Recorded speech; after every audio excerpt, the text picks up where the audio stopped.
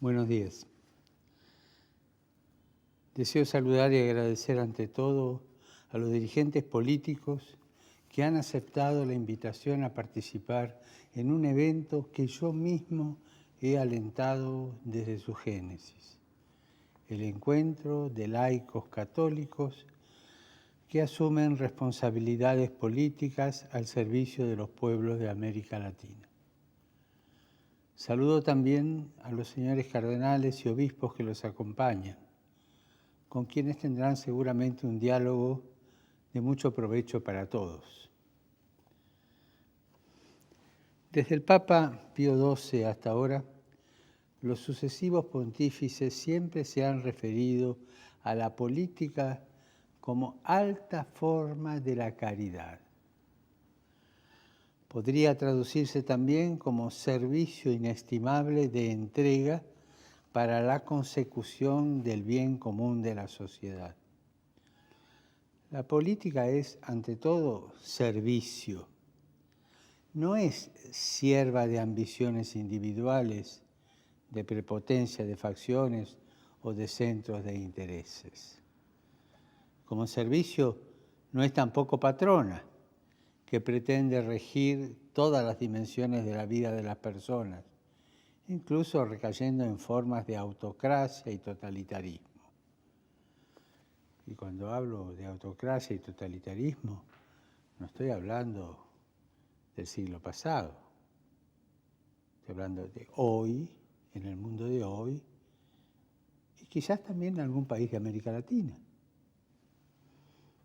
Se podría afirmar que el servicio de Jesús, que vino a servir y no a ser servido, y el servicio que el Señor exige de sus apóstoles y discípulos es analógicamente el tipo de servicio que se pide a los políticos.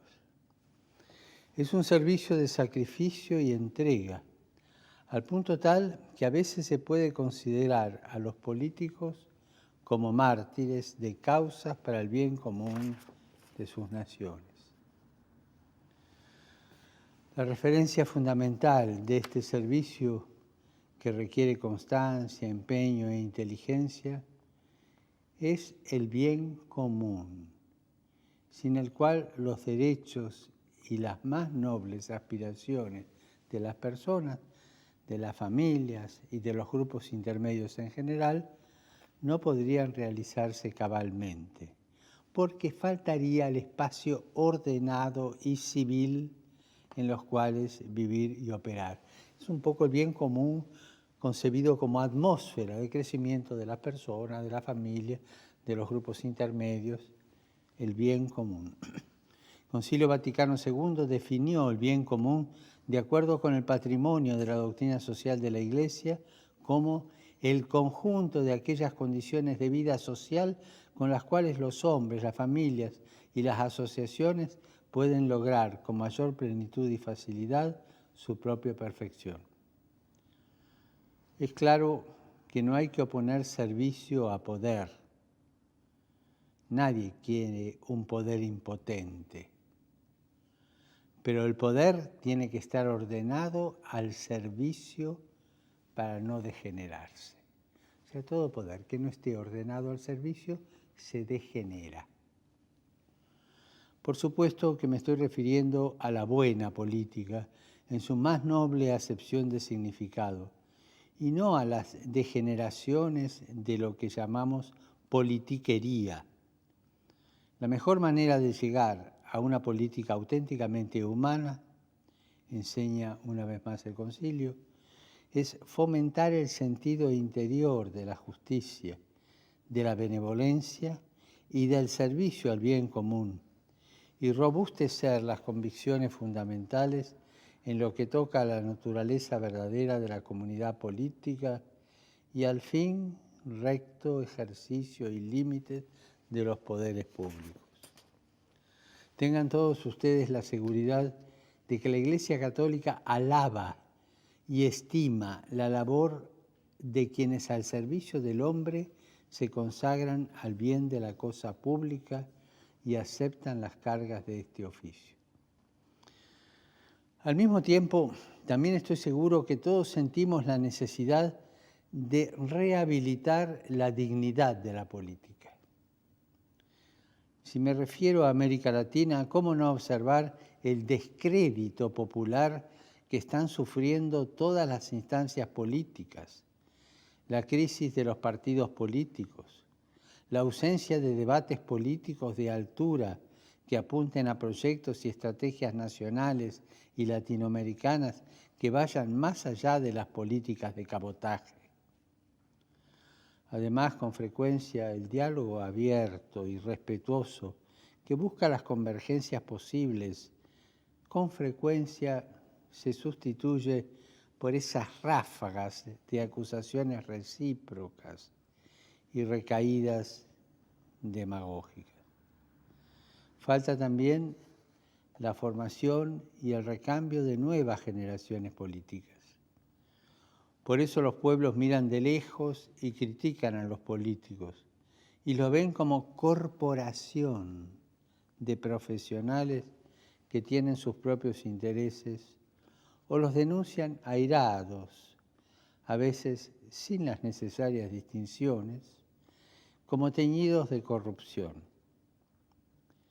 Esto nada tiene que ver con la necesaria y positiva participación de los pueblos, apasionados por su propia vida y destino, que tendría que animar la escena política de las naciones. Lo que es claro es que se necesitan dirigentes políticos que vivan con pasión su servicio a los pueblos, que vibren con las fibras íntimas de su ethos y cultura, solidarios con sus sufrimientos y esperanzas.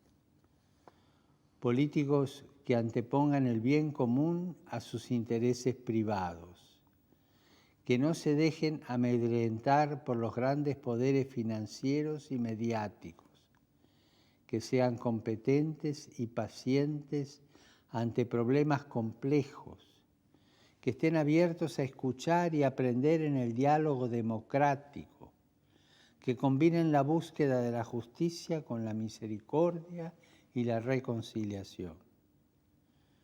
No nos contentemos con la poquedad de la política.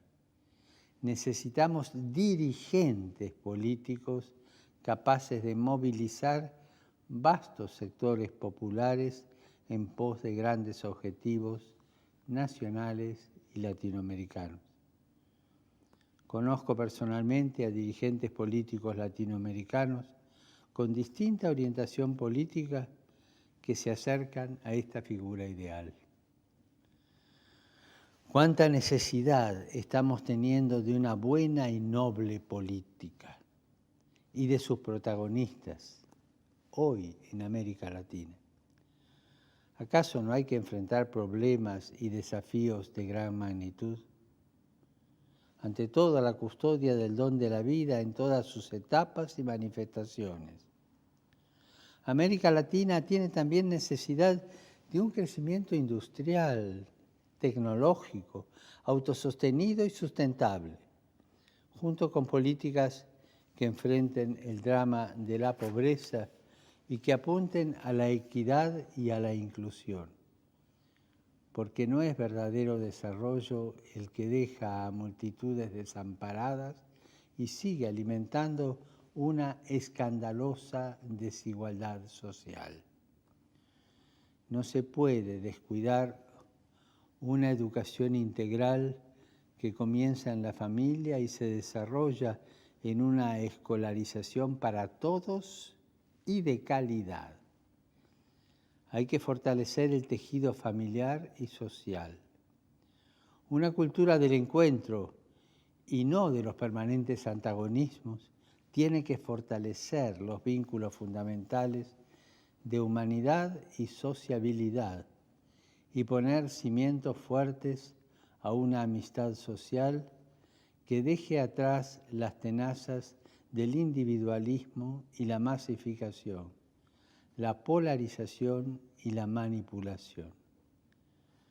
Tenemos que encaminarnos hacia democracias maduras, participativas, sin las lacras de la corrupción o de las colonizaciones ideológicas o las pretensiones autocráticas y las demagogias baratas. Cuidemos nuestra casa común y sus habitantes más vulnerables, evitando todo tipo de indiferencias suicidas y de explotaciones salvajes.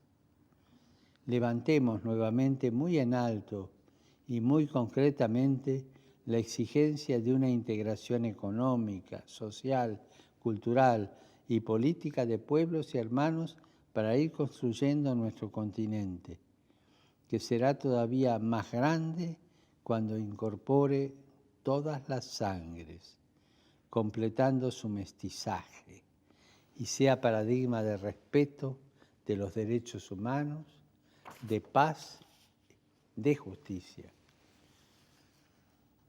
No podemos resignarnos a la situación deteriorada en que con frecuencia hoy nos debatimos.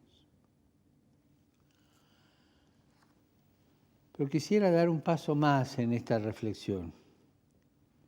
El Papa Benedicto XVI señaló con preocupación en su discurso de inauguración de la Quinta Conferencia General del Episcopado Latinoamericano en Aparecida la notable ausencia en el ámbito político de voces e iniciativas de líderes católicos de fuerte personalidad y de vocación abnegada que sean coherentes con sus convicciones éticas y religiosas. Y los obispos de todo el continente quisieron incorporar esta observación en las conclusiones de Aparecida, hablando de los discípulos y misioneros en la vida pública. En verdad, en un continente con un gran número de bautizados en la Iglesia Católica, de sustrato cultural católico, en el que la tradición católica está todavía muy vigente en los pueblos y en el que abundan las grandes manifestaciones de la piedad popular, ¿cómo es posible que los católicos aparezcan más bien irrelevantes en la escena política, incluso asimilados a una lógica mundana?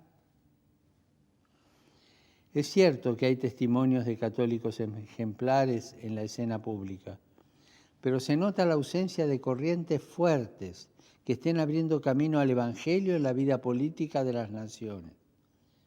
Y esto no quiere decir hacer proselitismo a través de la política, nada que ver. Hay muchos que se confiesan católicos y nos está permitido juzgar sus conciencias, pero sí sus actos, que muchas veces ponen de manifiesto una escasa coherencia con las convicciones éticas y religiosas propias del magisterio católico. No sabemos lo que pasa en su conciencia, no podemos juzgarla, pero vemos sus actos.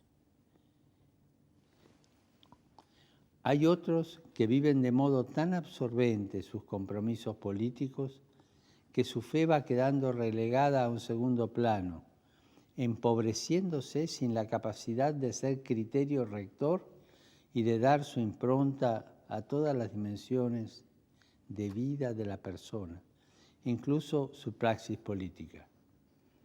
Y no faltan quienes no se sientan reconocidos, alentados, acompañados y sostenidos en la custodia y crecimiento de su fe por parte de los pastores y de las comunidades cristianas. Al final, la contribución cristiana en el acontecer político aparece solo a través de declaraciones de los episcopados, sin que se advierta la misión peculiar de los laicos católicos de ordenar, gestionar y transformar la sociedad según los criterios evangélicos y el patrimonio de la doctrina social de la Iglesia. Por todo ello, quise escoger como tema de la anterior asamblea plenaria de la Pontificia Comisión para América Latina el tema el indispensable compromiso de los laicos católicos en la escena pública de los países latinoamericanos. Y el 13 de marzo envié una carta al presidente de esa comisión, el cardenal Marc Ouellet, con la que advertía una vez más sobre el riesgo del clericalismo y planteaba la pregunta: ¿qué significa para nosotros, pastores, que los laicos estén trabajando en la vida pública? Significa buscar la manera de poder alentar, acompañar y estimular los intentos, esfuerzos que ya hoy se hacen por mantener viva la esperanza y la fe en un mundo de contradicciones, especialmente para los más pobres. Significa como pastores comprometernos en medio de nuestro pueblo y con nuestro pueblo sostener la fe y su esperanza, abriendo puertas, trabajando con ellos, soñando con ellos, reflexionando y especialmente rezando con ellos. Necesitamos reconocer la ciudad y por lo tanto todos los espacios donde se desarrolla la vida de nuestra gente desde una mirada contemplativa, una mirada de fe que descubra al Dios que habita en sus hogares, en sus calles, en sus plazas. Y al contrario, muchas veces hemos caído en la tentación de pensar que el así llamado laico comprometido es aquel que trabaja en las obras de la Iglesia y o en las cosas de la parroquia o de la diócesis. Y poco hemos reflexionado cómo acompañar a un bautizado en su vida pública y cotidiana y cómo se compromete como cristiano en la vida pública. Sin darnos cuenta, hemos generado una élite laical creyendo que son laicos comprometidos. Solo aquellos que trabajan en cosas de los curas. Y hemos olvidado, descuidado al creyente que muchas veces quema su esperanza en la lucha cotidiana por vivir su fe. Estas son las situaciones que el clericalismo no puede ver, ya que está muy preocupado por dominar espacios más que por generar procesos. Por eso debemos reconocer que el laico, por su propia realidad, por su propia identidad, por estar inmerso en el corazón de la vida social, pública y política, por estar en medio de nuevas formas culturales que se gestan continuamente, tiene exigencias de nuevas formas y de organización y de celebración de la fe. Es necesario que los laicos católicos no queden indiferentes a la cosa pública, ni replegados dentro de los templos, ni que esperen las directivas y consignas eclesiásticas para luchar por la justicia, por forma de vida más humana para todos. No es nunca el pastor el que le dice al laico lo que tiene que hacer o decir. Ellos lo saben mejor que nosotros. No es el pastor el que tiene que determinar lo que tienen que decir en los distintos ámbitos de los fieles. Como pastores unidos a nuestro pueblo, nos hace bien preguntarnos cómo estamos estimulando y promoviendo la caridad y la fraternidad, el deseo del bien y de la verdad y de la justicia. ¿Cómo hacemos para que la corrupción no anide en nuestros corazones, incluso en nuestros corazones de pastores? Y a la vez nos hace bien escuchar con mucha atención la experiencia, reflexiones e inquietudes que pueden compartir con nosotros los laicos, que viven su fe en los diversos ámbitos de la vida social y política. Vuestro diálogo sincero en este encuentro es muy importante. Hablen con libertad. Un diálogo que sea entre católicos, prelados y políticos, en el que la comunión entre personas de la misma fe resulte más determinante que las legítimas oposiciones de opciones políticas. Por algo y para algo participamos en la Eucaristía, fuente y culmen de toda comunión. De vuestro diálogo se podrán ir sacando factores iluminantes, factores orientadores para la misión de la Iglesia en la actualidad. Gracias de nuevo y buen trabajo.